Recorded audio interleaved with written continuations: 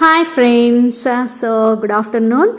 చూసారా అండి, కిచెన్ ఎంత నీట్గా ఉంది కదా. ర్యాక్స్ మొత్తం క్లీన్ చేసేసుకున్నానండి, ఎందుకంటే ఇంకా శ్రావణ మాసం వస్తుంది కదా.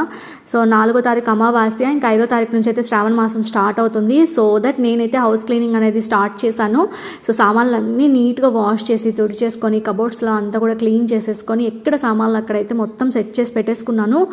ఇంత నీట్గా ఉంది కదా, మీరు చూడండి కావాలి అంటే. మొత్తం చాలా నీట్గా ఉంటుంది. ఇంత నీట్గా ఉండడానికి నేను ఒక రోజంతా కష్టపడ్డాను.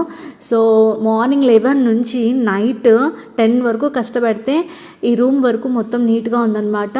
కిచెన్, హాల్లో మాకేం పెద్దగా సామాన్లు లేవు, ఓన్లీ కిచెన్లో కూడా అంత పెద్దగా సామాన్లు లేవు. ఉన్న వాటికి వరకు మాత్రం నీట్గా అన్నీ వాష్ చేసేసి క్లీన్ చేసేసుకొని ఎక్కడివి అక్కడ సెట్ చేసేసుకున్నాను అనమాట. ఇక్కడ చూసినట్లయితే ఇవి నేను రోజు వంట చేసుకునేటప్పుడు ఉపయోగించుకునేవి నాకు అందుబాటులో ఉండేలాగా పెట్టేసుకున్నాను. 2 ర్యాక్స్లోనే నాకు సామాన్ అయితే ఉంటుంది.